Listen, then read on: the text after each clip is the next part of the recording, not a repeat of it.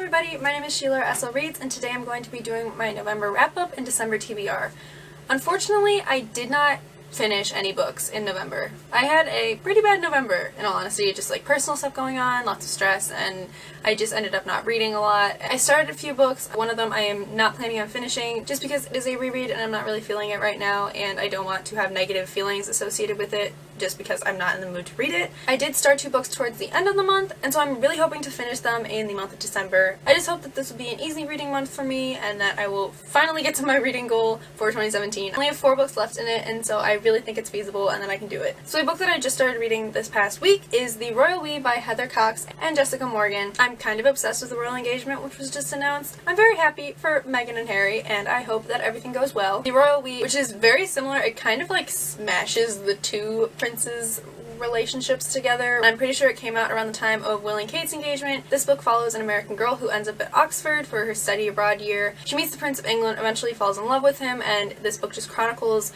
their romance and their hardships and the drama in their lives, because there is a lot of it. This book is incredibly dramatic, and it seems like it's too dramatic and sometimes painful for the main character to be real, but I am really enjoying it. It is very captivating. I literally cannot put it down, and it's kind of killing me, but it's okay. If you watch my Barnes & Noble vlog, you know that I picked up Crazy Rich Asians by Kevin Kwan. This is the other book that I started in the month of November. I am 117 pages through this book. I'm really enjoying it. It's kind of crazy. It's kind of the same prestige of a family as the Royal We, and so I feel like they're kind of similar. Maybe I'll compare them at some point, but I'm really enjoying it. I think this is an absolutely beautiful cover of a book, and it's very interesting so far, and I'm really excited to see where it goes. This is about an Asian American girl who goes to Singapore for her boyfriend's best friend's wedding. She does not know that her boyfriend is from one of the richest families in Singapore.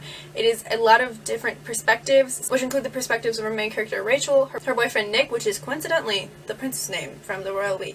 There's also the perspectives of Nick's various family members. There is a huge family tree at the beginning, which I stared at for a long time because there's like footnotes with it. I was trying to like find the little numbers for the footnotes. It's very difficult. I picked this book up because it's becoming a movie. I saw the Entertainment Weekly cover for it, and I don't really know anything about it. The next book that I want to read in the month of December has been on my TBR for the past at least 3 months. The entire time I've been doing BookTube, I've probably had this on my TBR.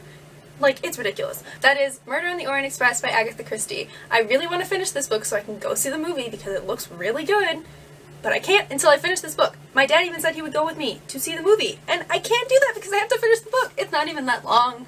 I haven't even touched it. I haven't even opened it trying to read it. I'm not going to explain it because I have literally talked about it in so many videos. It's just a mystery. I've never read Agatha Christie, and I really want to, and I don't know, since the movie's coming out, I was like, it looks good, it has lots of famous people in it, like, why not just read this one so that you can go see the movie and reward yourself afterwards? Which implies that reading is not a reward, which is untrue. The next book that I want to get to in the month of December is The Raven King by Maggie Stiefvater. This is the final book in the Raven Cycle Quartet, which I started rereading in October, and I was really hoping to get to this before I went to see Maggie Stiefvater, which I made a video about if you want to go check that out. This is one of my favorite book series of all time. I really love it. I love Maggie Stiefvater so much as a person, and just I love her as a writer and an orator. She was just amazing to listen to. My experience with this book is that I got it before the book even came out. For some reason, Barnes & Noble let me get a copy like a week early, which I'm kind of glad for, and I read this all in one sitting, except for when I had to take breaks to cry or scream or just like have a relaxing moment, and then I would just dive back into it.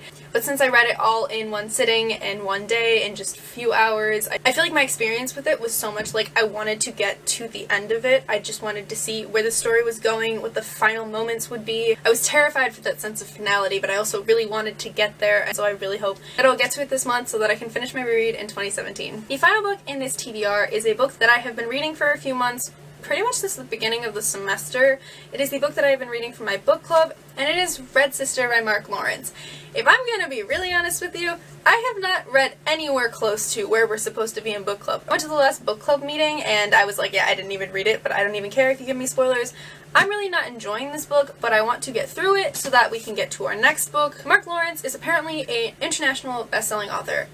In all honesty, I don't know how. I'm not trying to be rude, but this book is just not very well written. The main character is the kind of Mary Sue chosen one stereotype where she's good at everything and everything is a disaster in her life, but somehow she's still surviving. And it's just Very strange. I'm trying to figure out if this is supposed to be the main character because she is literally 9 years old when this book starts, and I don't know why she's on the cover if this is definitely not a 9-year-old. There's no way you can tell me this is a 9-year-old girl. Part of me hopes that I will end up liking this book, but at this point I'm really not. I just really want to finish it and get past it and just feel accomplished that I was able to get through this because it's not going well. So that is the end of my wrap up in TBR. I hope you enjoyed. Let me know in the comments down below what you read in November, what you hope to read in December, or if you have any thoughts on any of the books that I featured in this video. I would love to know your opinions on them, and if you read Red Sister, please let me know if it gets better, because I'm kind of struggling at the moment. It's really not going that well. But thank you so much for watching, and I'll see you next time. Bye!